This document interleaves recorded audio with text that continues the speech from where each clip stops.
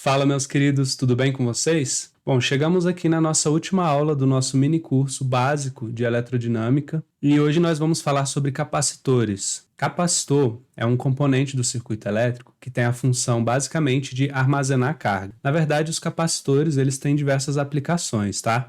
Não tem como a gente falar sobre todas elas nessa aulinha, curta que a gente vai fazer agora. Mas o que vocês precisam saber para a prova do PAS é essa função, acumular cargas, ok? Dentro de um circuito elétrico. Um capacitor, ele é formado basicamente de duas placas paralelas, condutoras, uma aqui, outra aqui, ligadas num circuito elétrico. E isso pode ser feito de diversas maneiras, obviamente. Entre essas placas, a gente tem um material isolante, ou um material dielétrico. É um material que não permite a passagem de corrente elétrica até um certo ponto. Como eu falei na primeira aula, dependendo da DDP, esse isolante aí, ele vai deixar a corrente passar, beleza? Então o capacitor, ele aguenta segurar a carga até um certo ponto. Passou daquele ponto, ele deixa ela passar, ok? Então dependendo, se a DDP ficar muito alta e esse capacitor não aguentar essa DDP, ele pode acabar deixando essa carga passar, beleza? Então o que acontece? Quando eu ligo o capacitor no gerador, a corrente elétrica vai chegar por aqui, ó, e aí vamos considerar aqui o sentido convencional da corrente, então como se fossem cargas positivas se movimentando. A gente já falou sobre isso, na verdade são cargas negativas, né? Mas a gente inverter essa análise não faz diferença em questões práticas mesmo, de montar circuitos e calcular, etc. Então a gente pode pensar que eu vou acumulando cargas positivas aqui desse lado, ó. Por quê? Essa corrente não consegue passar para lá. Essa carga positiva, ela vai induzir cargas negativas desse lado de cá, ó. Então, à medida que esse capacitor ele vai carregando, ele vai deixando uma corrente circular aqui no circuito. Só que ela não vai atravessar esse material, né? Ela vai ser induzida do outro lado. E aí o que acontece? Vamos colocar aqui, ó, um capacitor. Eu vou colocar a representação dele assim, ó. São dois tracinhos paralelos e aí tem que tomar cuidado para não confundir com o gerador, né, que é um traço maior e um menor. O capacitor são dois tracinhos iguais, beleza? Aí aqui eu tenho uma DDP, U, tá? Já pensando que pode ter uma resistência interna ali dentro e tudo mais. E aí o que acontece? Quando eu ligo o gerador nesse capacitor, ele vai acumulando cargas, né, como a gente já falou, e eu vou ter aqui um polo positivo e um polo negativo. Isso vai gerar uma DDP nas extremidades do capacitor. Então, quanto mais carga ele acumula, maior a DDP esse capacitor vai ter nas suas extremidades, até o ponto que a DDP do capacitor fica igual à do gerador. E aí a corrente para de acontecer. Por quê?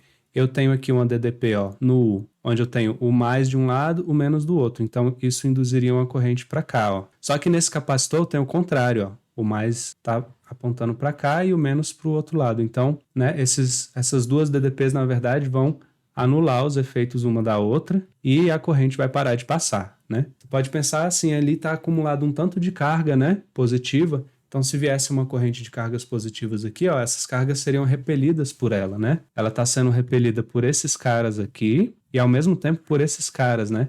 Se a gente quiser pensar no sentido real, são os elétrons que estão sendo repelidos aqui, ó, estão sendo empurrados para cá. Chega aqui, tem essa galera empurrando para cá, ó. Então, se a DDP for igual nos dois, a corrente deixa de existir, tá? Isso é muito importante para a prova, entender que quando o capacitor está totalmente carregado, a DDP no circuito vai ser, a DDP total, né, no circuito vai ser zero, então não vai ter corrente. Claro que a DDP do gerador não é zero e do capacitor também não, tá bom? Eles têm um valor, cada um, mas esses valores vão ser iguais. Então aqui a gente calcula, né, a gente pode dar um valor para esse capacitor que a gente vai chamar de capacitância. A capacitância, ela vai ser a razão entre a carga acumulada no capacitor e a DDP que ele vai gerar, né? Quanto maior a DDP que ele gera para uma determinada carga, menor essa capacitância. Por quê? Se a DDP é muito alta, ela aumenta muito rápido, ele rapidamente vai igualar com a DDP do gerador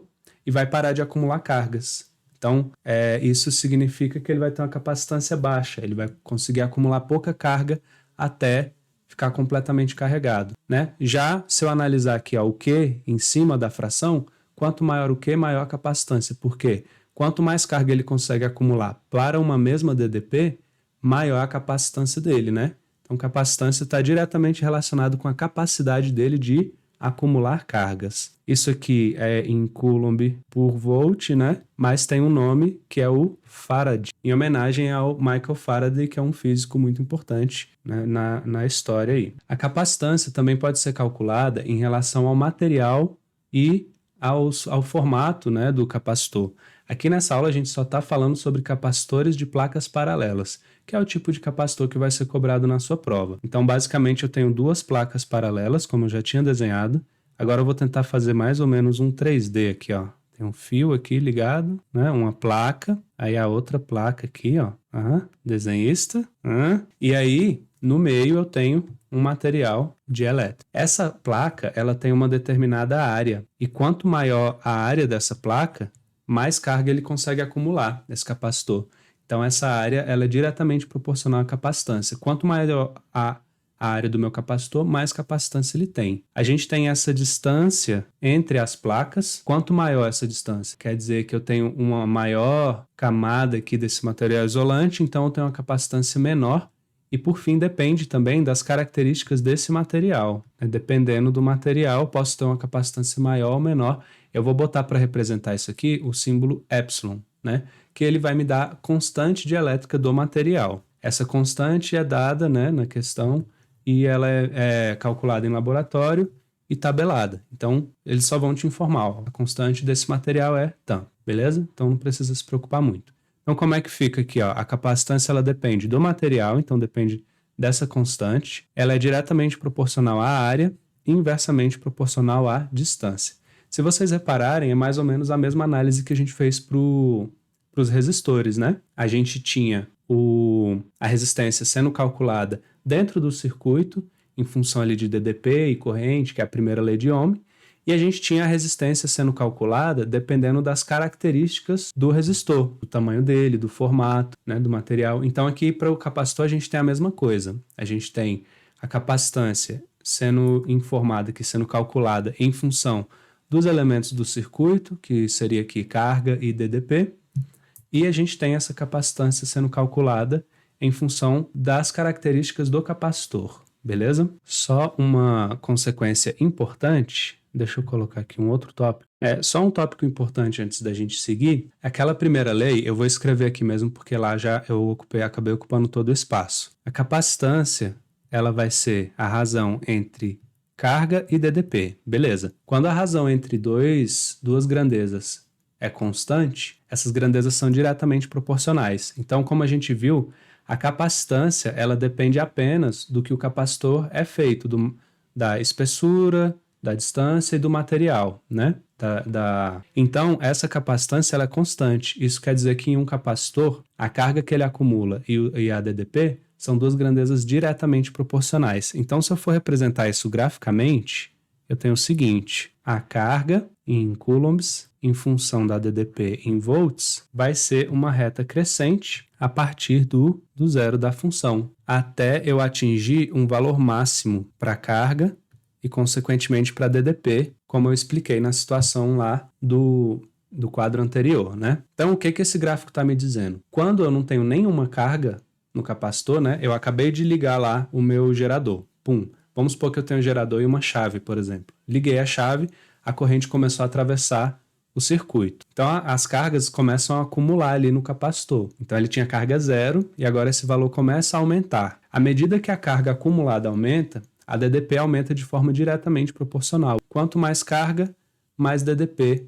Ou seja, se eu tiver o dobro da carga, o dobro da DDP. O triplo da carga, o triplo da DDP. Até que eu atinja a DDP máxima e também a carga máxima acumulada. Então, seguindo, já que eu posso falar em carga máxima acumulada e DDP, eu também posso falar na energia que é acumulada nesse capacitor. E aí o que acontece? Lá no comecinho eu expliquei para vocês que a DDP, vou trocar de cor, a DDP ela é dada na unidade de medida Joule por Coulomb. Então, se eu pegar a DDP em Joule por Coulomb e multiplicar por uma carga que é dada em Coulomb vezes C, ó, C corta com C, o resultado é em Joule, que é a energia. Só que a gente tem um pequeno probleminha aqui. Então quer dizer que só eu multiplicar U vezes Q vai me dar energia? Certo ou errado? Pausa dramática. Errado, gente. Errado por quê? Porque a carga não tem um valor constante. Então, como o gráfico que a gente acabou de ver, ó, aqui no início eu tenho 0 de carga e 0 de DDP, então eu não teria energia nenhuma. Depois essa energia vai aumentando até um valor máximo, que aí sim seria esse aqui, ó. Beleza? Mas aí tem duas maneiras de pensar isso aqui, ó. Primeiro, vamos chamar aqui de energia inicial é 0, é igual a 0, e a energia final é U. Então, a energia média seria a soma e divide por 2, né? U vezes Q sobre 2. Seria 0 mais U vezes Q sobre 2. Somar 0 não muda nada, então essa energia seria U vezes Q sobre 2. Eu posso pensar em tirar uma média entre os valores, como isso aumenta de forma linear, né?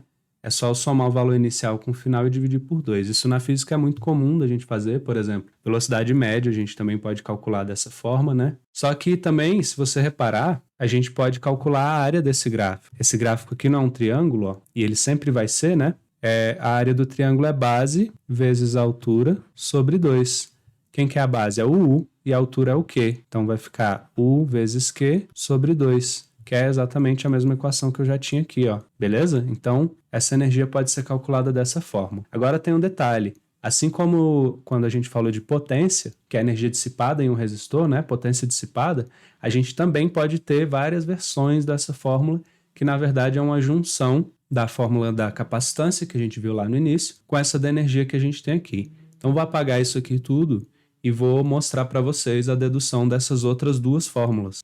Então, a gente tem aqui, ó, a energia é Q vezes U sobre 2, o C da capacitância é Q sobre U, então, consequentemente, o Q é C vezes U, ou o U é Q sobre C, né? Se a gente isolar aqui, passa para lá, passa para cá, a gente vai chegar nessa conclusão. Então, substituindo, ó, primeiro, vamos dar nome aqui para as equações. Equação 1, 2, 3. Então, primeiro eu vou substituir a equação 2 na equação 1. Então, tenho que E é igual a Q vezes U. O Q é C vezes U. Aí, vezes U sobre 2, eu vou ter C vezes U ao quadrado sobre 2. Né? Uma maneira aqui de calcular. E a outra, eu vou pegar a terceira equação e substituir na primeira. Então, tenho Q vezes U, então vai ser Q vezes o U é Q sobre C. E não pode esquecer daquele 2 ali, né? Então, Q ao quadrado sobre 2C. Beleza? Então, são 3 equações que, na verdade, são só variações dessa primeira, se eu fizer um sistema de equações aqui com a própria fórmula da capacitância. Então, você pode ou pensar só em duas, você calcula o que está faltando em uma e joga na outra, né? Faz aqui uma sisteminha mesmo, só que já tendo os valores em mãos, né? Ou você pensa que você tem 3 equações, né? E que se você conseguir decorar as 3, você pode partir de um ponto mais rápido, né? Para calcular o que você precisa. Porque se a questão der o Q e o U, beleza. Agora, se ela der o C e o U, aí você já... Ou você calcula o Q aqui e joga na outra, ou você já parte direto daqui e ganha um tempo. Beleza? Fica aí as opções, dependendo do que você prefere decorar ou prefere deduzir. Bom, e aqui a gente tem a associação de capacitores. Até aqui, eu tentei fazer um paralelo entre o que a gente está estudando do capacitor e o que a gente estudou lá do resistor, né? E a gente vê que a gente tenta entender mais ou menos os mesmos elementos. E aqui a gente também tem uma associação, mas aí tem um detalhe, ó. Quando eu vou associar em série, o que acontece? Eu vou ter aqui, vamos supor, 2 capacitores em série. Esse tem a capacitância C1 e esse tem a capacitância C2. Então, esse cara, ele começa a acumular uma carga aqui e ele vai induzir do outro lado uma carga igual, de mesmo sinal, né? Ou, desculpa, de mesma intensidade, sinal oposto. E essa carga, por sua vez, vai induzir uma aqui, que vai induzir uma de cá. Então, a carga que eu tenho desse lado é a mesma que eu tenho desse lado, mas com sinal trocado, certo? Então, a carga total da associação é igual à carga acumulada em cada capacitor individualmente. E isso aqui vai ser todo mundo igual. Vou manter o amarelinho. Q é igual a Q1, que é igual a Q2. Só que a DDP, né? Eu vou ter um potencial que eu vou ganhar aqui nesse C1 e um potencial do C2, né? E nas extremidades, o potencial equivalente vai ser a soma dos potenciais em cada um. Se eu pegar aqui pelo conceito aqui da capacitância, C é Q sobre U. Então, como vimos ali agorinha, U é Q sobre C. Então, posso substituir isso na minha equação, vamos chamar ela de 1 aqui. A gente já mudou de tela, né? Podemos começar a numerar de novo. 1, 2, 3. Vou substituir a equação 3 na equação 1 e vai ficar assim, ó. O U equivalente, peraí, foi mal, tô escrevendo de novo, não precisa, né? O U equivalente vai ser a carga total dividido pela capacitância equivalente. Isso vai ser igual o U1, que vai ser a carga acumulada no capacitor 1 dividido pela capacitância dele, mais o U2, que é a carga no 2 dividido pela capacitância do 2. Aqui eu não escrevi 1 e 2 porque a gente viu na equação 2 que todo mundo é igual. Então posso, ó, simplificá-los, e aí eu tenho que 1 sobre capacitância equivalente é igual a 1 sobre C1 mais 1 sobre C2. Parece a fórmula da resistência equivalente em paralelo, né? Então aqui ficou meio que invertido até agora. E talvez isso te faça pensar, ué, então em paralelo vai ser só eu somar? Será que eu posso concluir isto, gente? Em paralelo. Ó, se eu tiver aqui pá, ligado lá com o gerador, um capacitor assim, outro capacitor assim. Esse tem a capacitância C1, esse tem a capacitância C2. Aí o que que acontece? Aqui eu tenho esse nó, né? Tem um DDP aqui, ó, A, B. Eu esqueci de colocar no outro, né? Mas aqui a gente já tem esse entendimento. Isso é dentro de um circuito, né? Ligado lá num gerador. Então, a corrente, ela vem aqui, ó, e parte vem aqui para cima, e parte vem para baixo, e 2. Então, os dois vão começando a acumular carga ali, né? E vão ter a sua DDPzinha aqui de boa. Só que aí, o que que acontece? Como as capacitâncias são diferentes, podem ser ou não, na verdade, aquele capacitor, ele vai acumulando carga até a DDP dele chegar no limite, né? E a corrente parar de passar ali por ele. Isso não impede o outro de ficar recebendo corrente até também chegar na capacitância máxima dele. Capacitância não, desculpa. Na carga máxima, né, que ele consegue acumular, a DDP máxima ali, que vai ser igual a essa DDP entre A e B, ó. E também quando ele atinge aquele valor de DDP, ele para de acumular carga.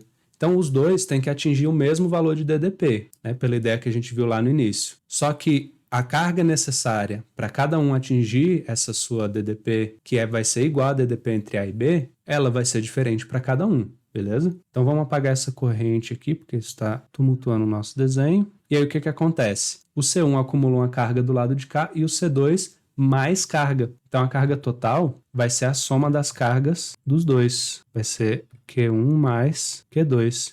E por outro lado, como eu falei, ele vai acumular carga até ele chegar a se equiparar com a DDP lá do gerador, né? Ou no caso aqui entre os terminais A e B.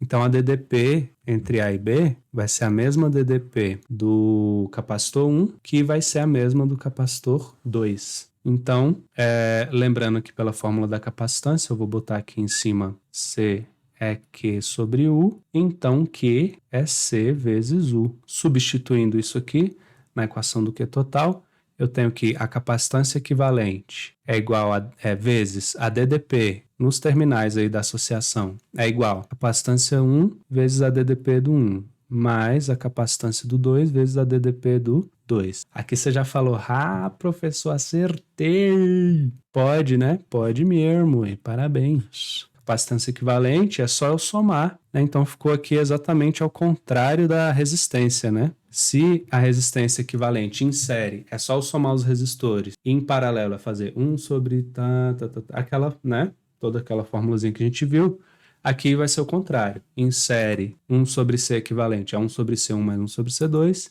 Em paralelo, basta eu somar as capacitâncias individuais de cada um. E lembrando que se tiver 3, 4, 5 capacitores, basta eu ir acrescentando, né?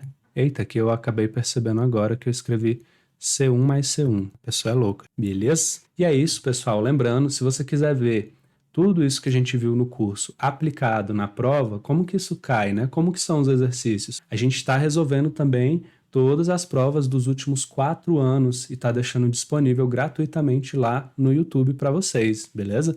No YouTube tem uns pedacinhos também estão no nosso perfil do Instagram. Então, para não perder, vai lá, dá uma conferida, vê como é que é isso aqui aplicado na prova, beleza? Qualquer duvidazinha, volta, dá uma revisada para você entender tudo com bastante tranquilidade. Se você entender tudo que a gente viu nesse curso, você vai se dar muito bem nas questões de eletrodinâmica, que é um conteúdo muito recorrente na prova, né? E muito provavelmente vai cair nessa prova que vocês vão fazer agora, beleza? Então, bons estudos, boa prova e até mais. Tchau!